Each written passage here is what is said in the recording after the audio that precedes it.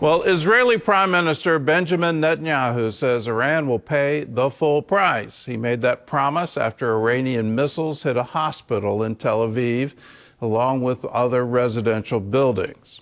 That latest attack comes as President Trump is deciding whether or not the United States military will join Israel in striking Iran. Chris Mitchell brings us the story from Jerusalem.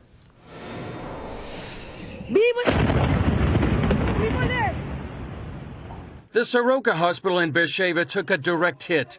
One of the doctors there stated, "Just yesterday, we evacuated the old surgical building that took a direct hit today. It's a great miracle." As Israeli Defense Minister Israel Katz put it, these are the most severe kinds of war crimes, and Khamenei will be held accountable for his crimes. Katz described Israel's new goal, destabilize the Ayatollah regime. Meanwhile, in Washington, President Trump has approved the Iran attack plans, but is holding off on giving the orders, according to the Wall Street Journal. Speaking to reporters in the Oval Office, Trump says he's not looking for a fight with Iran. But if it's a choice between fighting and them having a nuclear weapon, you have to do what you have to do. We're not looking for a ceasefire. We're looking for a total, complete victory. Again, you know what the victory is. No nuclear weapon. In an address to the nation Wednesday night, Israeli Prime Minister Benjamin Netanyahu thanked the president for standing by Israel and told Israelis the goals of the war. We've embarked on this operation to eliminate two existing threats to the state of Israel, the nuclear threat and the ballistic missile threat. We're moving step by step towards eliminating these threats. We control the skies over Tehran. We're striking the Ayatollah's regime with tremendous force. We're striking the nuclear weapons, the missiles, the headquarters, the symbols of the regime. Despite the attacks, Ayatollah Khamenei remains defiant. The Iranian nation will stand firmly against the war imposed on it, as it has done so far. It will also stand firmly against imposed peace. The Iranian nation will not surrender to anyone aiming to impose anything on it. Yet the Israel Defense Forces are now expanding their target list. During the strikes, we struck more than 20 targets around Tehran. These targets belong to the regime's military industries and security apparatus. That includes the regime's centers of power. Israeli Defense Minister Israel Katz told the Iranian people it's time to rise up and overthrow Khamenei's regime. He said symbols of power are being bombed and collapsing, from the Broadcasting Authority and soon other targets, as masses of residents flee. This is how dictatorships fall. Iranian-American journalist Lisa Iftikhari tells CBN's Raj Nair the people of Iran have long endured a brutal dictatorship. This is not just since October 7th. This is not just since Friday. This is something that has been building up in the Iranian people for 46 years. They're sick and tired of it. You know, to see someone who is hanged because of a Facebook post or because they are a journalist or an athlete or a dancer. This is the life and the reality that they have been living. Earlier this week, Netanyahu told Israeli Channel 14, history is being made.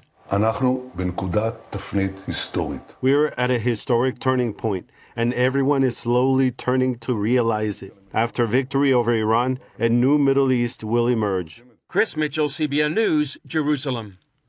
We are at an historic turning point, and if the government of Iran changes, and instead of holding on to this murderous ideology that Israel is the little Satan and it has to be wiped off the map, and America is the great Satan, and we have to be wiped off the map too. They earnestly believe, the leadership of Iran earnestly believes that the United States is the greatest obstacle to Islam in the world today.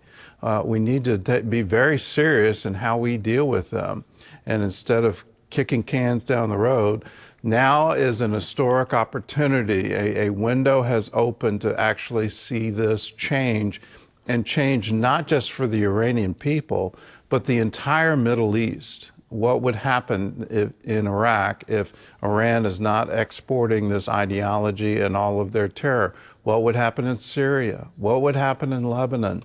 What would happen in Jordan? What would happen in Gaza if the main sponsor of terror is no longer there and the Iranian people have freedom freedom to wear a scarf however they want to wear it, freedom to express themselves on any platform that they want. You and I enjoy that kind of freedom, freedom of press, speech, assembly, all of those things. Iranians don't have that, and it's that freedom that is the oxygen of humanity. Cultures, civilizations thrive under that. Let's bring that to them, and let's bring it to them swiftly.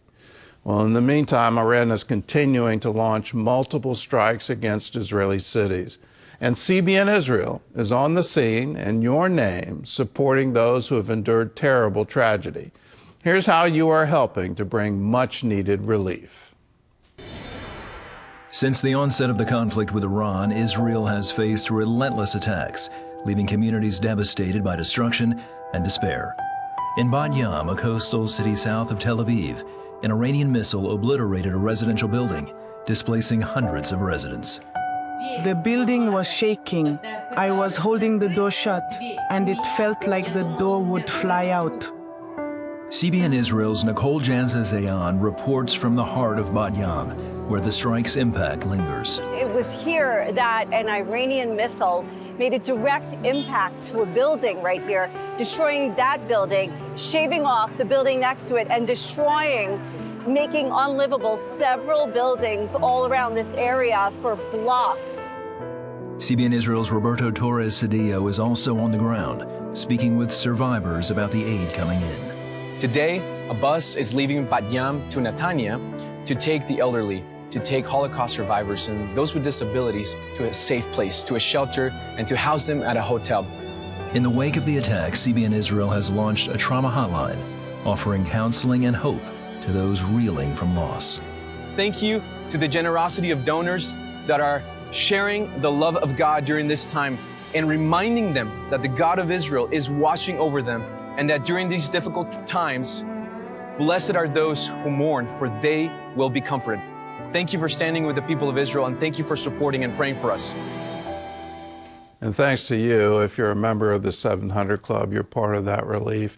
If you want to give a designated gift to CBN Israel and to help the people, the civilians in Israel who are suffering under these rocket attacks, we're providing free housing for them, the ability to have plenty of food, all that they need in order to make it through. We're also working with the Israeli Trauma Coalition, providing trauma counseling.